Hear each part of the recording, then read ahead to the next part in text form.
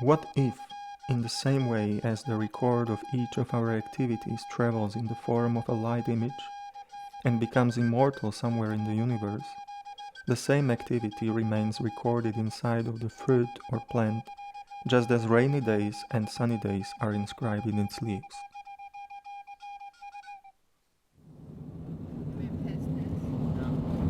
During my stay in USA, I came across the following quote from American native buffalo bird woman from Hidatsa tribe, whose narration about growing crops was published in a book.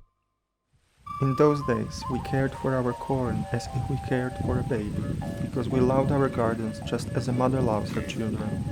And we thought our growing corn liked to listen to us, as children like to listen to their mothers singing. These sentences contain a completely different view of planting and food production than I have known before. Native Americans held a respect and kindness for the plants. They paid attention to them every day, guarded them from animals and thieves, and sang songs to them. And corn wasn't grown alone as we grow it today, in monocultures, but together with beans and pumpkins. These crops have a positive effect on each other. The maize provides a structure for the beans to climb, eliminating the need for poles. The squash spreads along the ground, blocking the sunlight, preventing the establishment of weeds. The squash leaves act as a mulch, creating a microclimate to retain moisture in the soil. Corn, beans, and squash represent at the same time a balanced diet, containing carbohydrates, fatty acids, and amino acids.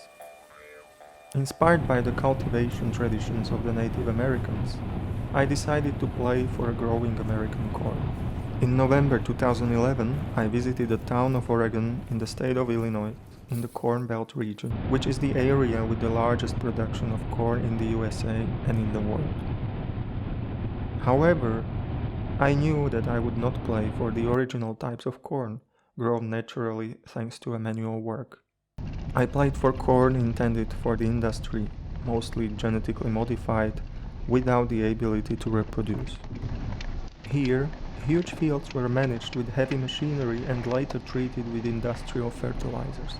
But I think that this type of industrial corn also deserves care and positive attention through music. The farmers greeted me warmly. They liked that someone would play for their corn. After all, they are the ones who feed America. Corn is their symbol, corn is their mission. Their corn is used to make tortillas for Frito-Lays or to feed cattle. And it is also sold and transported by boats down by the Mississippi River, from where it travels to Latin America and around the world, mainly as fodder for cattle. And there are many other paths along which this golden grain travels. This is the beginning, rather than the end of the story. Once I played for this corn, I felt the need and duty to explore and understand its path. Where does its journey end? Who consumes it? In what form? American corn is heavily subsidized. This means that corn from the USA is significantly cheaper than corn grown in Latin American countries. Following the signing of the NAFTA agreement, American corn was imported to Mexico and other Latin American countries that are traditionally important consumers of this crop. But small Mexican producers could not compete with the prices of subsidized American corn. The losses of Mexican farmers between 1997 and 2005 amounted to as much as $12.8 billion. Many small farmers then left their fields, which could no longer produce a profit, and went to work in the cities. But very often they didn't find it there. The last option was to leave the country and look for their chances elsewhere. However, there was another equally serious reason for abandoning the traditional cultivation of maize. Here, an illegal Mexican immigrant living in Dallas, USA, tells his story. We just grow corn, beans, and it was getting worse and worse, year after year. Right now at this point, I could say the climate change. I could say that now because I understood a lot more because I remember when I was a little kid, it was pretty much year after year very good. When I decided to come here and look for a better life, that was because I already saw the change.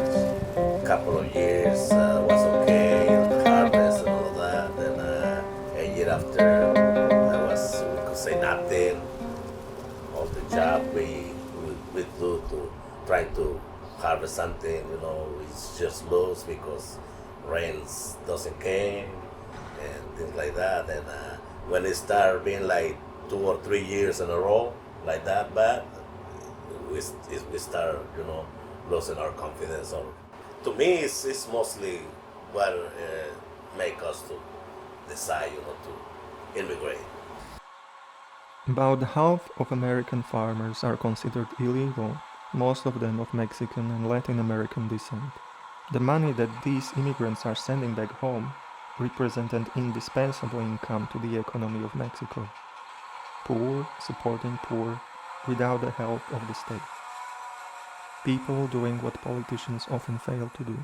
While fields in Mexico, once used by small family farmers, were gradually bought by agricultural corporations who plant small variations of hybridized corn.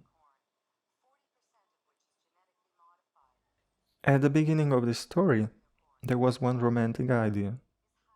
I wanted to bring some symbolic care to cornfields in the state of Illinois, according to the Native American tradition.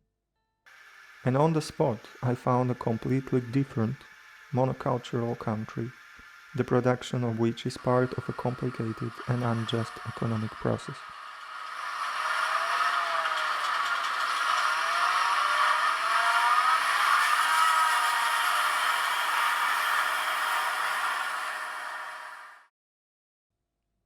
What I was looking for, I finally found, where I didn't expect it, on the island of Santiago in Cape Verde. Here, on the rural parts of the island, corn and other crops are still grown the same way as they historically used to be in America. Corn, beans and pumpkin are still sisters here. In an inhospitable, dry environment, with some years of no precipitation at all, the cohabitation of three sisters is one of the few resistant crops of local farmers' production. The small island country, which in the past was an important point of Portuguese slave trade on the route between Africa and America, today, paradoxically, preserves the native traditions of growing American crops. Homemade couscous is also made from maize, a manually demanding work whose sound resembles a music rhythm similar to the style of Cape Verdean music batuco. Maize is also part of the culture and main source of livelihood on these islands. But climate change, causing increase of dry years and a lack of fresh water, may soon disrupt this traditional agriculture and further increase the immigration from these islands. On this journey for corn and music, I became aware of many sides of corn politics. It is as there were two different corns. One is the golden seed, a materialization of energy, of sunlight and water, a gift. The other is corn as political and economic parameter, a trade unit, an instrument of power. Yet the farmers on different continents and different sides of border, although using completely different agricultural processes, feel same passion for this plant and pride for their work. This work is dedicated to them.